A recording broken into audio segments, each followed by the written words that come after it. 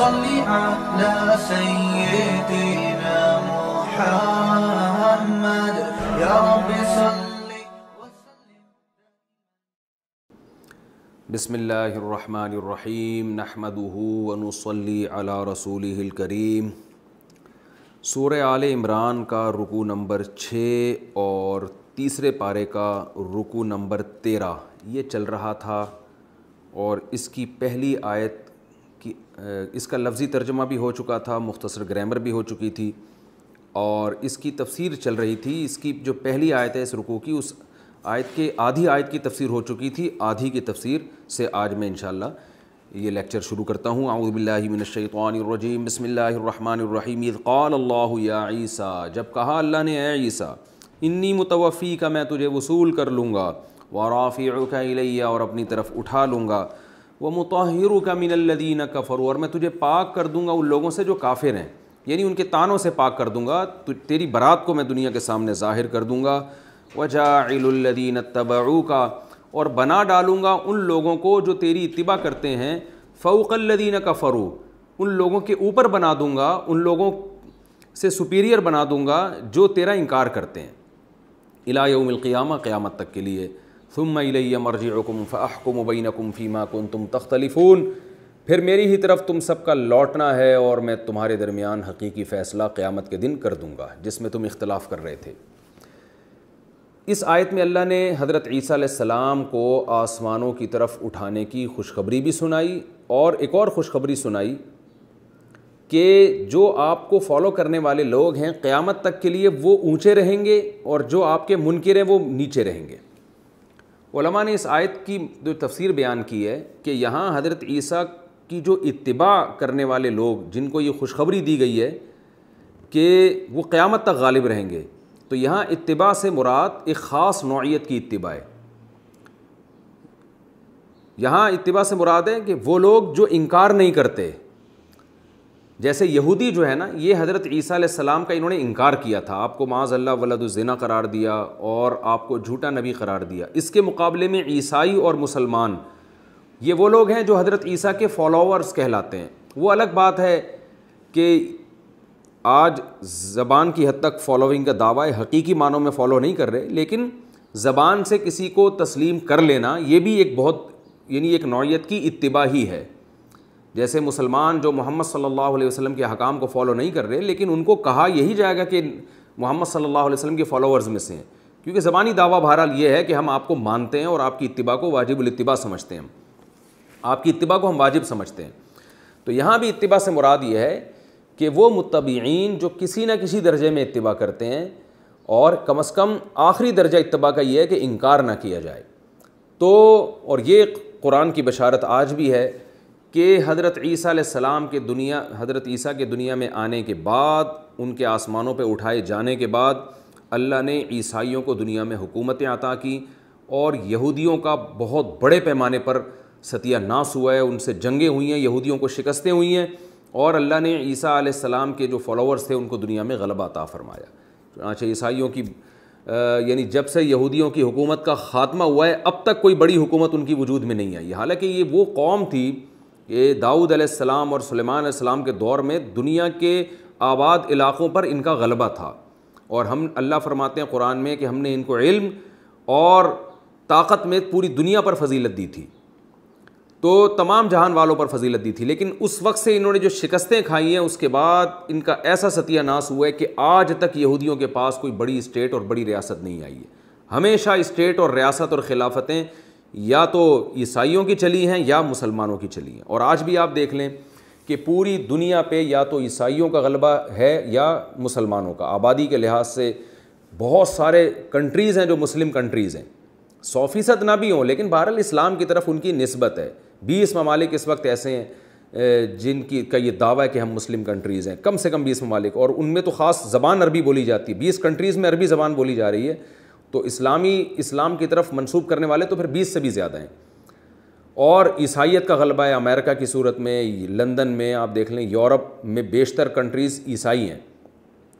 تو یہودیوں کو 1400 سال گزر گئے اسلام آنے کے بعد، کہیں بھی دنیا میں کوئی بڑی حکومت نہیں ملی، کوئی ان کا بڑا کوئی ایسا نہیں ہوا ہے کہ یہ دنیا پہ غالب آ جائیں. ممکن ہے لوگوں کو اشکال ہو کہ بھئی آج تو دنیا میں ہر جگہ اسرائیل کی پالیسی چل رہی ہے اور اسرائیل ایک چھوٹی سی ریاست ہے مگر پوری دنیا کو اپنی گرفت میں لیا ہوا ہے. تو اس میں دو باتیں سمجھنے کی ہیں. نمبر ایک یہ کہ اس میں مبالغہ بہت ہے. جیسے بھی تھوڑے دن پہلے کورونا کی وبا آئی نا تو اس کا بھی لوگوں نے اسرائیل پہ ڈال دیا کہ اسرائیل کر رہی ہے. تو ایسا نہیں ہے کہ اسرائیل کو جتنا پاورفل آج سمجھا جاتا ہے اور ہر چیز میں یہ سمجھا جاتا ہے کہ اسرائیل ٹانگ اڑا رہا ہے, ایسا نہیں ہے. یہ ہمارے ذہنوں میں ایک یہودیت کا جو ہے نا اتنا ایک لاشعوری طور پر ایک پروپیگنڈا کر کے ایسا بٹھا دیا گیا ہے کہ گویا پوری دنیا پر اصل حاکم وہ یہودی ہے. ایسا نہیں ہے. حقیقی معنوں میں جو دنیاوی لحاظ سے اگر سپر پاور ہے دنیاوی لحاظ سے تو امریکہ ہے جو ایک عیسائی ریاست ہے, لندن ہے, یورپ ہے. ان کی ایک بہت بڑی پالیسی ہے جو دنیا پہ چلتی ہے اور یعنی دنیا پہ یہ حکومت آج بھی کر رہے ہیں. خلافت عثمانیہ تک مسلمانوں نے بہت بڑے حصے پر حکومت کی, اس کے بعد مسلمانوں کے ہاتھ سے حکومت نکلی ہے مگر ایسے نہیں نکلی کہ مسلمانوں کا بالکل ہی ستیہ ناش ہو جائے. آج بھی دنیا میں بہت بڑے کنٹریز ہیں جو مسلمانوں کے ہاتھ میں, آباد ملک مسلمانوں کے پاس ہیں, وسائل مسلمانوں کے پاس ہیں. وہ الگ بات ہے کہ اپنی حماقتوں سے وہ استعمال نہیں کر رہے, لیکن ایسا نہیں ہے کہ بالکل ہی غیروں کے محتاج ہو جائیں وہ. لیکن آج بھی یہودی وہ ایک منورٹی میں ہے. ایک بہت چھوٹی سی ریاست اسرائیل کے لیے وہ کب سے کوشش کر رہا ہے اور اس کے لیے اس نے کیا کچھ نہیں کیا, لیکن اب تک پورے طور پر وہ فلسطین پہ اور بیت المقدس پہ مکمل قبضہ بھی نہیں کر سکا ہے وہ. تو پہلی بات تو یہ ہے کہ یہ جو لوگ کہتے ہیں نا کہ اسرائیل پوری دنیا کو چلا رہا ہے, یہ غلط ہے. یہ پروپیگنڈا ہے, قرآن کے بھی خلاف ہے اور مشاہدے کے بھی خلاف ہے. ایسا نہیں ہے. دوسری بات یہ کہ قرآن مجید میں ایک دوسرے مقام پہ اللہ تعالیٰ کا ارشاد ہے کہ یہودیوں پر ہمیشہ ذلت مسلط رہے گی الا بحبل من اللہ وحبل من الناس. ہاں کہیں اللہ کی رسی یا لوگوں کی رسی تھام لیں تو وہ اس ذلت سے نکل سکتے ہیں. اللہ کی رسی سے کیا مراد ہے؟ اگر وہ اسلام قبول کر لیں, حق پر آ جائیں تو اس ذلت سے نکلیں گے. وحبل من الناس کا مطلب یہ ہے کہ وہ کسی اور سے اگر سپورٹ لیتے ہیں, لوگوں کی رسی تھام لیں, جیسے کوئی ڈوب رہا ہو نا اور کوئی بچانے والا نہ ہو تو کوئی بندہ مدد کے لیے اس کو رسی پکڑائے تو رسی کے سہارے سے وہ سمندر میں ڈوبنے سے بچا ہوا ہو, تو یہ وقتی سہارا ان کو مل سکتا ہے. یہ خود قرآن ہی نہیں اللہ نے کہا ہے. تو وہ وقتی سہارا ہے امریکہ کا اور یو کے کا. تو آج امریکہ اور لندن اگر اسرائیل سے ہاتھ کھینچ لیں تو اسرائیل کی جو چھوٹی سی رہی سہی ریاست ہے اور جو اس کے خواب ہیں وہ 2 منٹ کے اندر چکنا چور ہو جائیں. یہی وجہ ہے کہ اسرائیل حبل من اللہ پر تو نہیں آیا, اللہ کی رسی کو تو نہیں تھام رہا, لیکن حبل من الناس امریکہ اور یو کے لندن کی رسی کو اس نے تھاما ہوا ہے. اور لندن ہی سے اس کا معاہدہ ہوا تھا, یو کے سے ہی اس کا معاہدہ ہوا تھا خلافت عثمانیہ کے خاتمے کے وقت کہ مجھے اسرائیل بنانے کی اجازت دی جائے, فلسطین میں ایک ریاست قائم کرنے کی اجازت دی جائے, اس میں مجھے سپورٹ کیا جائے گا. اور اسی بیس پر پھر خلافت عثمانیہ کا خاتمہ کیا گیا اور یہودیوں کو جو ہے پھر اس وقت سے انہوں نے سپورٹ کرنا شروع کیا. تو اگر یہ اپنی سپورٹ کھینچ لیتے ہیں تو یہودی ختم ہو جائیں. تو یہ جو تجارت میں یہودیوں کا قبضہ ہے, یہ قبضہ بھی تاجر کے لیے ضروری ہے کہ اس کے پاس افراد ہوں جو اس کی پروڈکٹ کو خریدنے والے ہوں. تو وہ پروڈکٹ بھی یہودی نہیں, یہودی تو بہت تھوڑے سے ہیں, پوری دنیا ان کی پروڈکٹ کو خرید رہی ہے, تو اس میں بھی وہ لوگوں کے محتاج ہیں. تو آج اگر لوگ بائیکاٹ کر دیں تو وہ تجارت سے بھی جائیں وہ. تو یہ جو فرض کر لیا گیا ہے نا کہ اسرائیل کی ایک اتنی بڑی طاقت اور سب کچھ, ایسا نہیں ہے. آج بھی دنیا میں جو حقیقی معنوں میں طاقت اور قوت اللہ نے عطا فرمائی ہے وہ یا تو عیسائیوں کے پاس ہے یا مسلمانوں کے پاس ہے. یہودیوں کے پاس اگر ہے تو وہ عیسائیوں کی سپورٹ کی وجہ سے ہے. اگر عیسائی سپورٹ کرنا چھوڑ دیں تو وہ جائیں. ہاں الگ بات ہے کہ عیسائی ان کو سپورٹ کر رہے ہیں اپنے مفاد میں. تو قرآن سے ہمیں پتہ چلتا ہے, احادیث سے پتہ چلتا ہے کہ قرب قیامت میں جب حضرت عیسیٰ علیہ الصلاۃ والسلام نازل ہوں گے تو جتنے عیسائی ہیں وہ ان پر حقیقی معنوں میں ایمان لائیں گے اور یہودیوں کو سپورٹ کرنا چھوڑ دیں گے وہ, کیونکہ دنیا کے سامنے یہ بات ظاہر ہو جائے گی کہ یہ فتنہ پرست لوگ ہیں اور پھر سب مل کے یہودیوں کے خلاف جنگ کریں گے اور یہودیوں کا قلع قما ہو جائے گا, الا یہ کہ کوئی ان میں اسلام قبول کر لے. تو رسول اللہ صلی اللہ علیہ وسلم نے فرمایا, صحیح حدیث ہے, تقاتلون الیہود حتی یختبی احدکم من وراء الحجر فیقول یا مسلم ھذا یہودی ورائی فاقتلہ. آپ صلی اللہ علیہ وسلم نے فرمایا ایک وقت آنے والا ہے کہ تم سب مل کر یہودیوں کے خلاف جنگ کرو گے اور پھر پوری دنیا ان سے ہاتھ کھینچ لے گی اہل یہود سے, اور یہاں تک کہ بے جان چیزیں بھی ان کا ساتھ دینا چھوڑ دیں گی. یہاں تک کہ آپ صلی اللہ علیہ وسلم نے فرمایا یہودی اگر کسی درخت پتھر کے پیچھے چھپے گا تو پتھر کو اللہ زبان دیں گے اور وہ کہے گا کہ میرے پیچھے یہودی چھپا ہوا ہے، اس کو قتل کر دو۔ تو اتنی بڑی جنگ جس کو ملحمہ عظمیٰ کہا جاتا ہے وہ جنگ ہونے والی ہے، اور اس میں یہ جو تھوڑی بہت بھی ان کے پاس پاور ہے، یہ شرارتیں دنیا میں کر رہے ہیں نا۔ ہٹلر نے جب کچھ یہودی زندہ چھوڑے تھے تو اس نے یہ کہا تھا کہ میں یہ اس لیے زندہ چھوڑ رہا ہوں تاکہ دنیا کو پتہ چلے کہ میں نے اتنی بڑی تعداد میں یہودیوں کو قتل کیوں کیا ہے، کیونکہ یہ تھوڑے سے لوگ اب پھر شرارتیں شروع کر دیں گے۔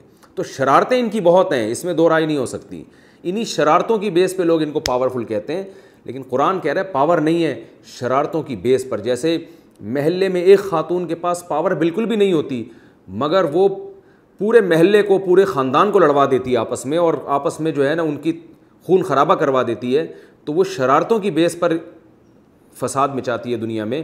تو یہودی بھی پاور کے بجائے شرارتوں کی بیس پر دنیا میں فساد مچا رہے ہیں، اور یہ قرآن نے کہا ہے وَيَسْعَوْنَ فِي الْأَرْضِ فَسَادًا، ان کی فطرت ہے کہ یہ ہمیشہ فساد مچاتے رہیں گے۔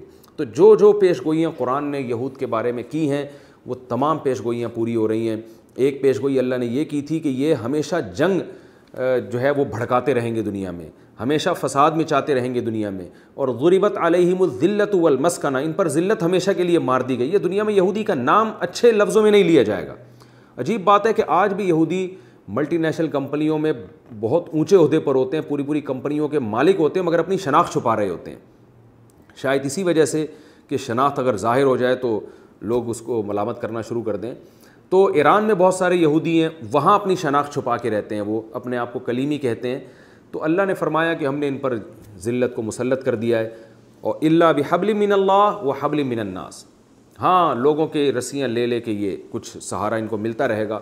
تو یہ قرآن کی آیت کا مطلب ہے کہ اللہ نے حضرت عیسیٰ علیہ السلام سے فرمایا کہ میں آپ کو اٹھا رہا ہوں اور میں خوشخبری سنا رہا ہوں کہ جو بھی آپ کو کسی بھی درجے میں فالو کرے گا، آپ کو مانے گا، قیامت تک اب میجورٹی میں وہی رہے گا۔ اور یہودیوں کا جو ایک تھا، جو آپ کا جنہوں نے انکار کیا اور آپ کو سولی پر لٹکانے کی کوشش کی، اس کی یہ سزا ہے کہ یہ ہمیشہ دنیا میں منورٹی میں رہیں گے، مغلوب رہیں گے۔ تو یہ ایک حقیقت۔ دوسری بات یہ کہ بعض علماء یہ بھی کہتے ہیں کہ جب سے حضرت عیسیٰ علیہ السلام کو اللہ نے آسمانوں پہ اٹھایا، اس وقت سے یہودی تنزل میں جانا شروع ہوئے، اور یا تو مسلمانوں کے زیر سائے رہیں۔ خلافت عثمانیہ میں بھی یہودیوں کو بہت زیادہ پناہ دی گئی تھی۔ جب ہٹلر نے یہودیوں کو مارا تھا تو ترکوں نے یہودیوں کو پناہ دی تھی، یہ بھی ایک تاریخی حقیقت ہے۔ ترکوں نے ان کو پناہ دی تھی، یہودیوں کو جو بچایا، اور کبھی عیسائی ان کو پناہ دیتے ہیں اور عیسائی ان کی سرپرستی کرتے ہیں۔ تو یہ تو ایک حقیقت ہے، تاریخی حقیقت، جس کو یہودی بھی مانتے ہیں۔ رہا یہ مسئلہ کہ اب جو اسرائیل میں ان کی حکومت بن رہی ہے، تو بہت سے علماء کی رائے یہ بھی ہے کہ یہ جو عزت انہیں ملی ہے اسرائیل کے نام پہ، تو یہ بھی ممکن ہے کہ یہ بہت بڑی اور آخری ذلت کا پیش خیمہ ہو، یہ اس کی ایک تمہید ہو۔ بعض دفعہ کسی کو رسوا کیا جاتا ہے، اور رسوا کرنے کے لیے کچھ عزت دینی پڑتی ہے۔ تو 1400 سال سے ان سے جنگیں ہوئیں، یہ ہمیشہ ماتحت رہے، ہمیشہ ریاستوں کے تحت رہے ہیں، یہ ان کی اپنی کوئی حکومت نہیں بن سکی۔ تو عین ممکن ہے کہ اب اللہ تعالیٰ ان کو آخری موقع دے رہا ہو کہ اب جو ذلت ہوگی اس کے بعد دوبارہ اٹھنے کا نام نہیں لیں گے۔ تو وہ عزت جو کسی ذلت کا پیش خیمہ ہو، ایک کسی ذلت کی تمہید ہو، وہ عزت حقیقت میں ذلت ہی ہوتی ہے۔ جیسے آپ کسی کو نہلا دھلا کے اور اچھے کپڑے پہنا کے آپ کا ارادہ ہو کہ پھر میں چترول لگاؤں گا تو مزہ آئے گا، تو یہ نہلانا دھلانا اور اچھے کپڑے پہنانا یہ رسپیکٹ دینے کے لیے نہیں ہوتا، بلکہ جو رہی صحیح عزت رہی ہے اسے بھی چھیننے کے لیے ہوتا ہے۔ تو نبی صلی اللہ علیہ وسلم کی خوشخبریاں ہیں، بشارتیں ہیں کہ یہود و نصارہ، یہود سے مسلمانوں کی لڑائی ہوگی، اور اس میں نصارہ بھی حضرت عیسیٰ علیہ السلام پر ایمان لائیں گے جب حضرت عیسیٰ علیہ السلام نازل ہوں گے، اور اس وقت حضرت عیسیٰ پر ایمان لانا در حقیقت اسلام ہی کو فالو کرنے کے مترادف ہوگا۔ تو یہ مل کر یہودیوں سے لڑائی ہونے والی ہے، جو اس کو ملحمہ عظمیٰ کہا جاتا ہے، بہت بڑی لڑائی ہوگی، اور اس میں اللہ تعالیٰ ان یہودیوں کے شر سے ہمیشہ کے لیے اہل ایمان کو بچا لیں گے۔ تو اللہ نے حضرت عیسیٰ کو یہ خوشخبری سنائی ہے کہ میں قیامت تک کے لیے آپ کو فالو کرنے والے لوگوں کو غالب رکھوں گا ان لوگوں پر جنہوں نے آپ کا انکار کیا، اور پھر قیامت کے دن سب نے میری طرف لوٹ کر جانا ہے، اور میں سب کے درمیان فیصلہ کر دوں گا۔ فَأَمَّا الَّذِينَ كَفَرُوا فَأُعَذِّبُهُمْ عَذَابًا شَدِيدًا فِي الدُّنْيَا وَالْآخِرَةِ، جو کافر ہیں ان کو دنیا میں بھی عذاب ملے گا. وہ عذاب کیا ہے؟ جنہوں نے حضرت عیسیٰ کا انکار کیا، جنگوں میں ہمیشہ ان کو شکست ہوتی رہی ہے، یہ دنیا کا عذاب ہے، اور آخرت میں بھی. وَمَا لَهُم مِّن نَاصِرِينَ، اور آخرت میں ان کا کوئی مددگار نہیں ہوگا. وَأَمَّا الَّذِينَ آمَنُوا وَعَمِلُوا الصَّالِحَاتِ، اور جو ایمان لائے اور نیک اعمال اختیار کیے، فَيُوَفِّيهِمْ أُجُورَهُمْ، اللہ ان کو پورا پورا بدلہ عطا کرے گا. واللہ لا يحب الظالمین، اللہ ظالمین کو پسند نہیں کرتے. ذالک نتلوہ علیک من الآیات والذکر الحکیم. اے محمد صلی اللہ علیہ وسلم، یہ ہیں وہ آیات جو ہم آپ پہ پڑھ کے سنا رہے ہیں. یعنی اللہ خود اپنی آیات کی تعریف کرتا ہے. جس خوبصورت انداز سے اللہ واقعات کو سناتا ہے، خود اللہ اپنی تعریف کرتا ہے کہ یہ ہیں وہ واقعات جو ہم آپ کو سنا رہے ہیں. والذکر الحکیم، اور یہ نصیحت ہے حکمت والی. ان مثل عیسیٰ عند اللہ کمثل آدم. چونکہ آل عمران میں اصل مخاطب عیسائی ہیں، تو اب اللہ ان کی طرف آتے ہیں اور اللہ فرماتے ہیں کہ تم جو عیسیٰ ابن مریم کے بغیر باپ کے پیدا ہونے کی وجہ سے ان کو معبود بناتے ہو، تو کامن سینس استعمال کرو کہ اگر کوئی شخص بغیر باپ کے پیدا ہو رہا ہے، اس بیس پر اس کو خدا کا بیٹا کہہ رہے ہو اور کہہ رہے ہو کہ یہ عقلاً ممکن نہیں ہے، لہذا یہ انسان نہیں ہے، تو آدم تو بغیر باپ اور بغیر ماں کے پیدا ہوئے، ان کو تو ان سے بڑا خدا ماننا چاہیے معاذ اللہ، ان کو بھی اللہ کا بیٹا ماننا چاہیے. تو جیسے آدم کلمہ کن کی طاقت سے پیدا ہوئے، تو ایسے ہی عیسیٰ ابن مریم بھی کلمہ کن کی طاقت سے پیدا ہوئے. جیسے آدم کلمہ کن کی طاقت سے پیدا ہونے کی وجہ سے بشر ہیں، انسان ہیں، ایسے ہی عیسیٰ ابن مریم بھی کلمہ کن کی طاقت کے پیدا ہونے کی وجہ سے بشر ہیں اور انسان ہیں. اور حضرت عیسیٰ تو بغیر باپ کے پیدا ہوئے، ماں تھیں، آدم کے تو نہ باپ تھے نہ ماں تھے. تو یہ اللہ کی قدرت ہے، اس سے حضرت عیسیٰ کا معبود ہونا یا اللہ کا بیٹا ہونا ثابت نہیں ہوتا. ان مثل عیسیٰ عند اللہ کمثل آدم، فرمایا عیسیٰ کی مثال اللہ کی نظر میں ایسے جیسے آدم. خلقہ من تراب، آدم کو اللہ نے مٹی سے بنایا.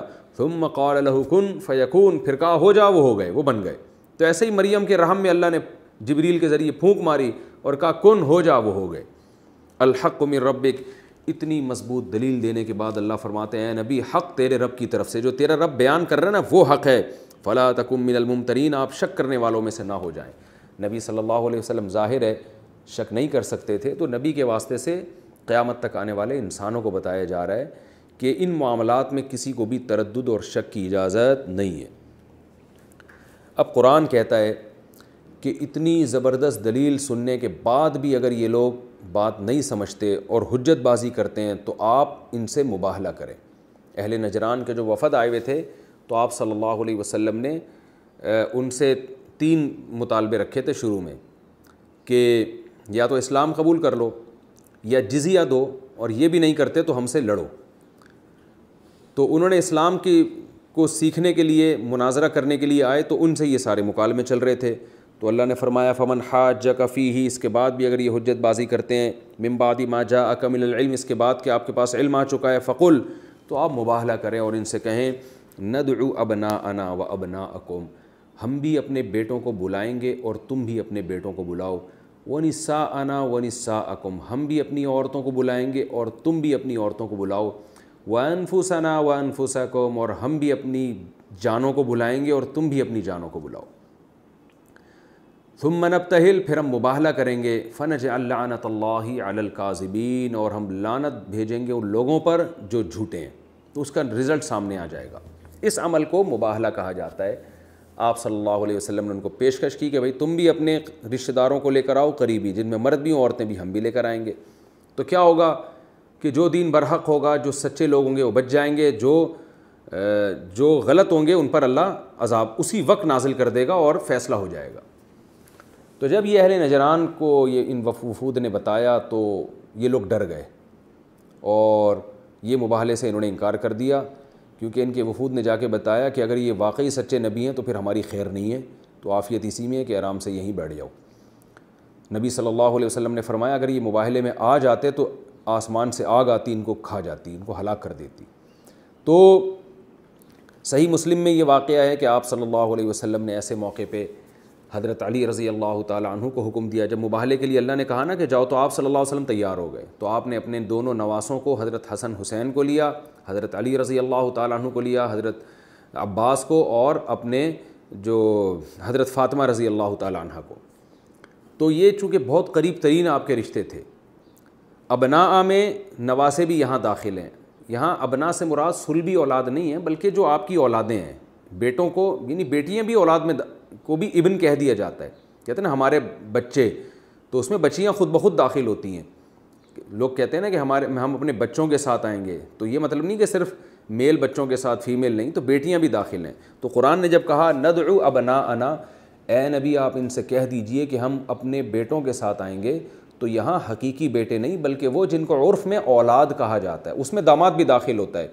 یہی وجہ ہے کہ رسول اللہ صلی اللہ علیہ وسلم حضرت علی کو بھی لے کر گئے.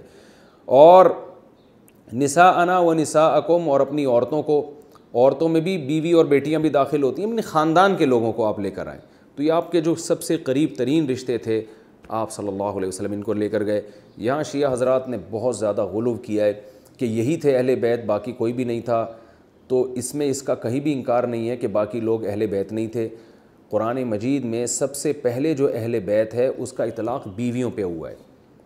سورہ احزاب میں اللہ تعالیٰ کے ارشاد ہے انما یرید اللہ لیذھب عنکم الرجس اہل البیت. امہات المومنین کو خطاب ہے کہ تم پردہ کیا کرو، آواز میں سختی نرمی پیدا نہ کرو. نبی کی اس بیویوں کو خطاب ہے. اور پھر قرآن کہہ رہا ہے اے اہل بیت، اے گھر والیو، اللہ چاہتا ہے تم کو پاک کر دے. تو اہل بیت کا لفظ جب، گھر والوں کا لفظ جب آئے گا تو اس سے مراد سب سے پہلے آپ کی بیوی ہوتی ہے. تو قرآن میں خود ثابت ہے کہ نبی کی جو زوجات تھیں، نبی کی جو بیویاں تھیں، وہ اہل بیت میں سب سے پہلے داخل ہیں. ہاں اس موقع پر نبی صلی اللہ علیہ وسلم اپنی اولادوں کو زیادہ ترجیح دے رہے ہیں، نواسوں کو، اور حضرت علی جو آپ کے داماد ہیں وہ بھی اولاد ہی کی طرح ہوتے ہیں. تو یہ مباہلہ ہے نا کہ سب سے قریب ترین جو آپ، کیونکہ انسان کو نا ایسے موقع پہ اپنی اولاد سب سے زیادہ محبوب ہوتی ہے، اور وہ کبھی نہیں چاہتا کہ میرے داماد یا میری اولاد پہ کوئی آفت آئے. تو ان لوگوں کو لے جانا اس کی علامت ہے کہ ہم کو اپنے برحق ہونے کا یقین ہے. ہم نے ان کو رزق پہ لگا دیا، داؤ پہ لگا دیا، کیونکہ ہمیں پتہ ہے کہ انہیں کچھ نہیں ہوگا. تو آپ بھی ان جیسے لوگ لے کر آؤ. تو اس سے ان اہل بیت کی، یہ جو حضرت علی کی، حضرت حسن حسین کی فضیلت تو معلوم ہوتی ہے، لیکن اس سے دوسرے صحابہ کی توہین کا پہلو نکالنا یہ بہت بڑی جہالت اور ضد اور ہٹ دھرمی کی بات ہے. تو دوسری بات یہ کہ اس زمانے میں کیا مباہلہ کرنا جائز ہے یا نہیں، اس میں علماء کی دو رائے ہیں. بہت سے علماء کہتے ہیں کہ اس زمانے میں بھی مباہلہ کرنے کی شرعاً اجازت ہے، کیونکہ جب نبی کو اجازت تھی تو آج بھی اجازت ہے. قرآن میں ناجائز ہونے کی کوئی دلیل نہیں ہے.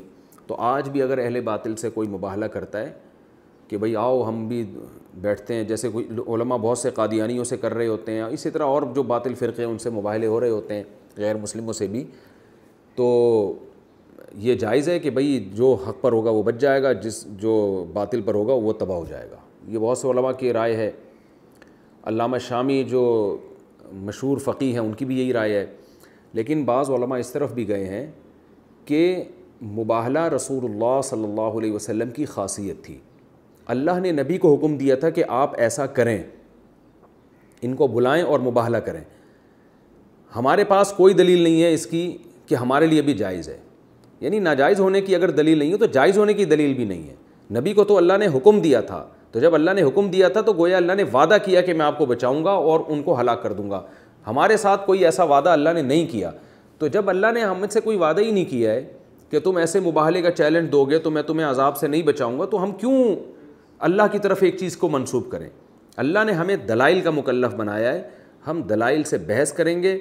مباہلہ ہم نہیں کر سکتے کیونکہ اس بات کا امکان ہے. اس کی مثال ایسے ہے جیسے ابراہیم علیہ السلام کو آگ میں ڈالا گیا تو اللہ نے وعدہ کیا تھا کہ میں بچا لوں گا، اور اللہ نے بچا لیا ابراہیم علیہ السلام کو. تو آج کوئی شخص آگ میں چھلانگ لگائے. ایک صاحب نے کچھ مناظرہ کیا، مجھے کہا کہ میری کسی عیسائی سے بحث ہو رہی تھی، تو میں نے، اس عیسائی نے مجھے چیلنج کیا کہ تم پتہ نہیں کوئی یہ چیز کھا لو یا زہر کھا لو یا آگ میں چھلانگ لگا لو، اگر بچ گئے تو میں مان لوں گا کہ تم سچے ہو. تو کہہ رہے میں لاجواب ہو گیا اس کے سامنے، یار میں کیسے، یعنی. تو میں نے کہا بالکل صحیح کیا آپ نے، اچھا کیا آگ میں چھلانگ نہیں لگائی، کیونکہ اللہ نے آپ سے کوئی وعدہ نہیں کیا کہ تم چھلانگ لگاؤ گے تو میں تمہیں اس بیس پہ بچاؤں گا کہ تم مسلمان ہو. تو اللہ نے وعدہ، اللہ نے ہمیں دلائل کا مکلف بنایا ہے کہ سزا دینا، عذاب دینا یہ اللہ کا کام ہے. ہمارا کام ہے بحث کر کے ڈیبیٹ کر کے دلائل کی دنیا میں حق کو حق اور باطل کو باطل واضح کر دینا. کیونکہ بعض دفعہ ایسے ہوتا ہے کہ اہل حق پہ آزمائش آ جاتی ہے, کیونکہ اللہ نے تو کہیں نہیں کہا کہ اہل حق پہ آزمائش نہیں آئے گی, جتنی مصیبتیں آئیں گی ساری کی ساری باطل پر ہی آئیں گی. اللہ نے کہیں ایسا وعدہ نہیں کیا. تو عین ممکن ہے آپ کسی غیر مسلم سے مباہلہ کرو اور آپ کا انتقال ہو جائے, کیونکہ آپ کی ڈیتھ لکھی ہوئی تھی اس وقت, آپ کو ہارٹ اٹیک ہونا تھا یا کوئی آپ کے ساتھ مسئلہ ہونا تھا, تو اس بات کا امکان موجود ہے. تو اس سے کیا ہوگا کہ خام خواہ میں وہ غیر مسلم کہے گا کہ دیکھو اللہ نے اس کو مار دی اور میرا دین سچا ہے, حالانکہ اللہ نے اس کو اس بیس پہ نہیں مارا کہ اس کا دین غلط ہے. اللہ نے اس کو اس لیے مار دیا کہ اللہ کو تو ویسے ہی اس کو اس ٹائم پہ مارنا تھا. تو کوئی حادثہ بھی ہو سکتا ہے, آپ نے مباہلہ کیا کسی غیر مسلم سے اور اس کے بعد آپ کے گھر میں آگ لگ گئی, ساری دنیا یہ سمجھے گی کہ آپ کا مذہب غلط ہے, حالانکہ وہ آگ اس لیے لگی کہ آپ سے کوئی بے احتیاطی ہوئی ہوگی, شارٹ سرکٹ ہو گیا ہوگا. تو کوئی بھی کسی کے ساتھ حادثہ ہو سکتا ہے. تو نبی کے ساتھ چونکہ اللہ کا وعدہ تھا بذریعہ وحی اور نبی کو حکم تھا, تو نبی اسی کے مکلف تھے کہ مباہلہ کریں. ہمارے پاس کوئی دلیل نہیں ہے کہ اللہ نے ہم سے وعدہ کیا ہے کہ تم جاؤ گے تو وہ مر جائے گا تم بچ جاؤ گے, ایسا اللہ نے کوئی وعدہ نہیں کیا. جب تک اللہ کی طرف سے ایسا صریح وعدہ نہ ہو ہم یہ کام نہیں کر سکتے. ہم دلائل کی دنیا میں بحث کریں گے. تو مجھے یہ موقف زیادہ مضبوط معلوم ہوتا ہے اور لوگوں کا ایمان بھی اس میں محفوظ ہے, کیونکہ مباہلہ کرنے کے بعد اتفاق سے کچھ آپ کے ساتھ ہو گیا جو قدرتی حادثہ ہو گیا, تو پھر آپ ساری زندگی دلائل دیتے رہیں, کوئی نہیں مانے گا آپ کے دلائل. تو حالانکہ وہ واقعہ اتفاقی ہوا ہوگا. تو دلائل کی دنیا میں بات کی جائے گی, اس زمانے میں مباہلہ نہیں کیا جائے گا.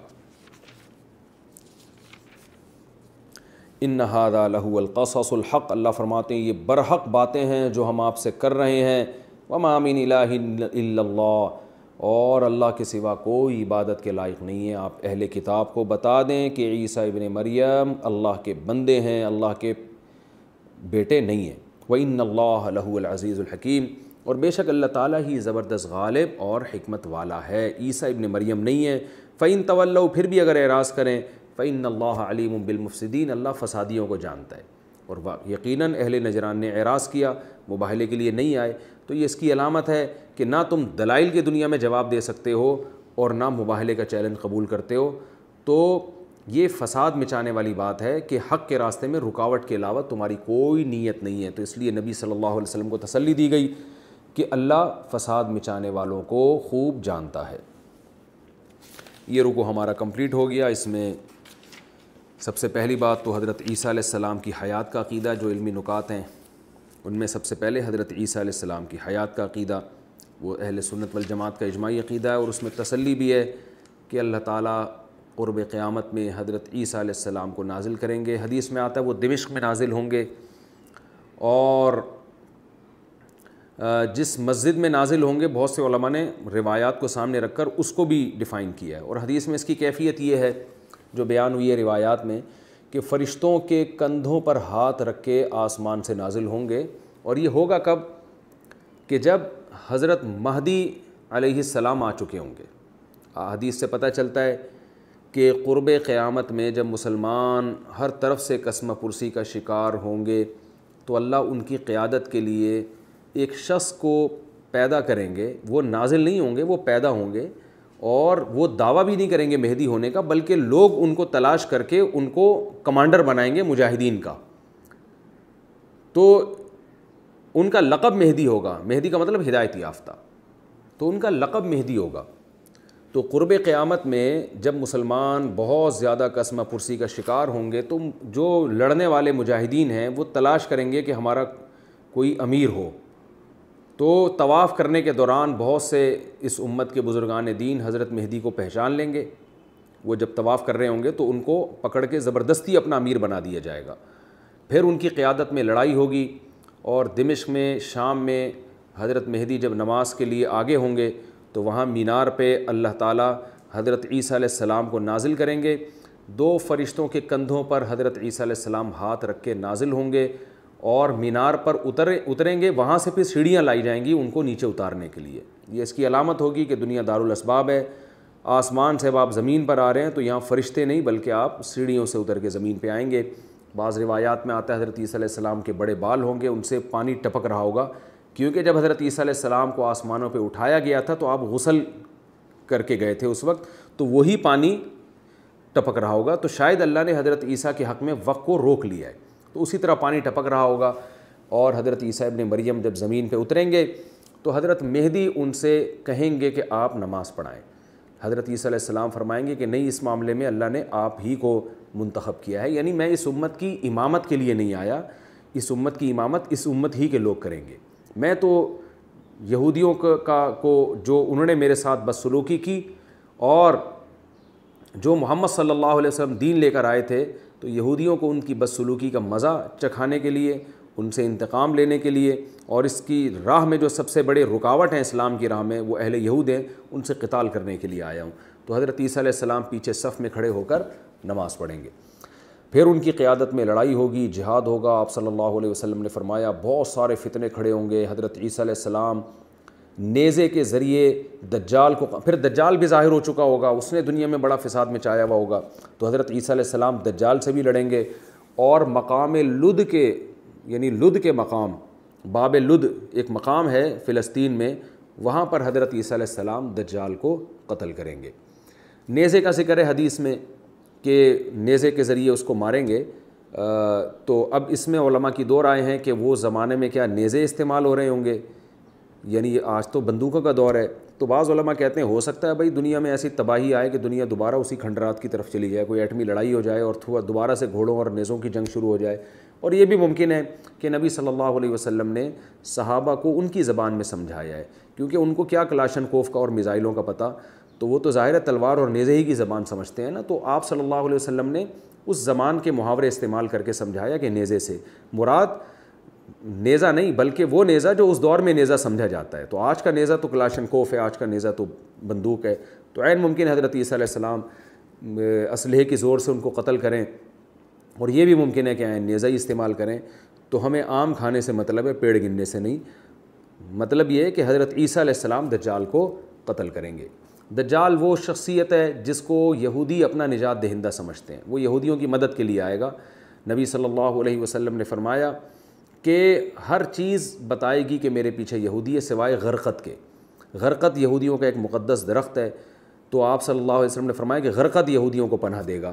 تو عجیب بات ہے کہ اسرائیل میں آج یہودی بہت زیادہ غرقت کے درخت لگاتے ہیں، اور یہ ساری باتیں یہودی بھی جانتے ہیں، لیکن یہودیوں کا کہنا یہ ہے کہ دجال ہماری مدد کے لیے آئے گا اور ہمیں دنیا پہ حکومت کروائے گا، اور غرقت جو ہے وہ ہماری مدد کرے گا۔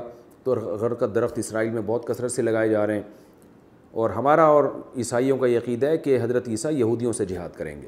تو آپ صلی اللہ علیہ وسلم نے فرمایا کہ پھر یاجوج اور ماجوج بھی نکلیں گے، جن کا سورہ کہف میں تذکرہ ہے کہ حضرت ذوالقرنین جو تھے، لوگوں نے ان سے شکایت کی تھی کہ یاجوج ماجوج ایک قوم ہے جس نے زمین میں فساد مچایا ہوا ہے، تو آپ نے تانبے کی جو پلیٹیں ان کو پگھلا کر سیسا ڈال کے ان کو پہاڑوں کے درمیان بند کر دیا۔ کہاں کیا؟ قرآن میں یہ بیان نہیں کیا ہے، شاید اس لیے بیان نہیں کیا کہ اگر قرآن لوکیشن بیان کرتا تو لوگ ان تک پہلے سے ہی پہنچ جاتے، تو قرآن تو کہتا ہے کہ وہ قرب قیامت میں نکلیں گے یاجوج اور ماجوج، تو اللہ نے ان کی لوکیشن لوگوں کی نظروں سے اوجھل کی ہے، کہاں ہیں کس جگہ ہیں واللہ عالم، لیکن قرآن میں آتا ہے کہ جب وہ نکلیں گے اتنی کثرت سے ہوں گے، زمین میں فساد مچا دیں گے اور ایک دوسرے میں گھسے ہوئے ہوں گے، تو حضرت عیسیٰ ابن مریم یاجوج ماجوج سے بھی لڑیں گے، تو ان سے بھی لڑائی ہوگی اور اللہ کی مدد آئے گی اور یاجوج ماجوج ہلاک ہو جائیں گے، اور پھر ان کی لاشیں اتنی زیادہ ہوں گی کہ تعفن پھیل رہا ہوگا پوری دنیا میں، تو حضرت عیسیٰ اللہ سے دعا مانگیں گے، بارشیں برسیں گی اور نالوں میں ندیوں میں ان کی لاشیں بہہ بہہ کے اپنے ٹھکانے پہ لگیں گی۔ تو یہ ساری صحیح احادیث میں قرب قیامت کی علامات بیان کی گئی ہیں۔ تو نبی صلی اللہ علیہ وسلم نے فرمایا پھر حضرت عیسیٰ علیہ السلام دنیا کو عدل سے بھر دیں گے، یکسر الصلیب، صلیب کو ختم کر دیں گے، کیونکہ قرآن کہتا ہے وَإِن مِّنْ أَهْلِ الْكِتَابِ إِلَّا لَيُؤْمِنَنَّ بِهِ قَبْلَ مَوْتِهِ، کہ جتنے اہل کتاب ہیں حضرت عیسیٰ کی موت سے پہلے سب ان پر ایمان لے آئیں گے۔ تو اس کے دو ترجمے کیے گئے ہیں، ایک یہ کہ حضرت عیسیٰ کی موت سے پہلے ایمان لے آئیں گے، اور ایک ترجمہ یہ کیا گیا کہ ہر عیسائی اپنی موت سے پہلے عیسیٰ علیہ السلام پر ایمان لاتا ہے۔ تو حضرت ابو ہریرہ نے دوسرے یعنی پہلے معنی کو ترجیح دی ہے۔ صحیح حدیث میں حضرت ابو ہریرہ رضی اللہ تعالیٰ عنہ فرماتے تھے کہ حضرت عیسیٰ قرب قیامت میں دوبارہ نازل ہوں گے، اور پھر دلیل میں یہ آیت پڑھتے تھے کہ حضرت عیسیٰ کی موت سے پہلے اہل کتاب ایمان لائیں گے۔ آپ کو پتہ ہے اہل کتاب سارے ایمان نہیں لے کر آئے، تو اس کا مطلب ان کی موت واقع نہیں ہوئی ہے۔ تو جتنے بھی اس وقت اہل کتاب ہوں گے وہ حضرت عیسیٰ پر ایمان لائیں گے. تو نبی صلی اللہ علیہ وسلم نے فرمایا حضرت عیسیٰ کے بارے میں یکسر الصلیب، دنیا سے صلیب کو ختم کر دیں گے، ویقتل الخنزیر، دنیا سے خنزیر کو ختم کر دیں گے تاکہ اس کا چکر ہی ختم ہو جائے جو خنزیر کا گوشت کھایا جا رہا ہے، ویضع الجزیہ، اور جزیہ کے نظام کو ختم کر دیں گے. اسلام میں جب لڑائی ہوتی ہے تو پہلے جزیہ کا آپشن ہوتا ہے کہ آپ یا تو لڑو، جزیہ دیتے ہو تو لڑائی ختم. تو حضرت عیسیٰ کے دور میں جزیہ ختم ہو جائے گا، اما الاسلام و اما السیف، کیونکہ اسلام کا حق ہونا دنیا کے سامنے اتنا واضح ہو چکا ہوگا کہ اس وقت اسلام قبول نہ کرنا یہ ضد اور ہٹ دھرمی کی علامت ہوگی. آج تو آپشن ہے کہ آپ اسلام قبول کریں نہ کریں، آخرت میں اللہ حساب لے گا. گن پوائنٹ پہ کسی کو مسلمان نہیں بنایا جا سکتا، کیونکہ اس کا امکان ہے بھائی شاید آپ تک دلائل صحیح طرح سے نہ پہنچے ہوں. لیکن عیسیٰ علیہ السلام کے دور میں اسلام کی اتنی نشانیاں ظاہر ہو چکی ہوں گی، خود حضرت عیسیٰ خود ایک بڑی نشانی ہوں گے. تو اس کے بعد یہ آپشن ختم ہو جائے گا، بھائی جس نے اللہ کی توحید پر، رسالت پر ایمان لانا ہے تو وہ تو زندہ رہنے کا اس کو حق ہے، ورنہ اس کو زندہ رہنے کا حق نہیں ہے. تو عیسیٰ علیہ السلام کی تلوار ایسے چلے گی. تو حدیث میں آتا ہے آپ صلی اللہ علیہ وسلم نے فرمایا کہ جزیہ کو ختم کر دیں گے اور اس زمین کو عدل سے بھر دیں گے. اور آپ صلی اللہ علیہ وسلم نے فرمایا، ترمذی کی حدیث ہے کہ ایسا دنیا میں عدل ہوگا اور اللہ کی ایسی عبادت ہوگی، دنیا برائیوں سے ایسی پاک صاف ہو جائے گی کہ پھر اللہ آسمان اور زمین کی برکتیں کھول دیں گے. یہاں تک کہ آپ صلی اللہ علیہ وسلم نے فرمایا انگور اتنا بڑا پیدا ہوگا کہ ایک انگور کا ایک دانہ کئی لوگوں کو سیراب کرنے کا ذریعہ بن جائے گا، اور انار کا ایک چھلکا سائبان کے طور پہ استعمال ہوگا. یعنی اتنے بڑے بڑے انار پیدا ہوں گے اور ایسی زمین اور آسمان کی برکتیں ظاہر ہوں گی. تو یہ وہ صحیح احادیث سے جو علامتیں ہمیں بتائی گئی ہیں، یہ تمام علامتوں پر ہمارا ایمان ہے، ظاہر ہوں گی. اور ان علامتوں میں سے بڑی علامت کہ اللہ نے عیسیٰ علیہ السلام کو آسمانوں پہ اٹھایا. تو اللہ تعالیٰ نے یہ بھی اس علم نکتے کی بات ہمیں پتہ چلتی ہے. اور تیسری بات، عیسائیوں سے بحث کرنے کے لیے بہترین دلیل ہے. وہ کہتے ہیں بغیر باپ کے کیسے پیدا ہو گئے؟ بھائی آدم تو بغیر باپ اور ماں کے پیدا ہوئے، تو کیا یہ ممکن نہیں ہے کہ عیسیٰ علیہ السلام بغیر باپ کے پیدا ہو جائیں؟ تو یہ کچھ باتیں تھیں. اللہ تعالیٰ سے دعا ہے اللہ تعالیٰ ہم سب کو سمجھنے کی، عمل کی توفیق عطا فرمائے. اگلے ایپیسوڈ میں انشاءاللہ ہم اگلے رکوع کی طرف جائیں گے. وما علینا الا البلاغ.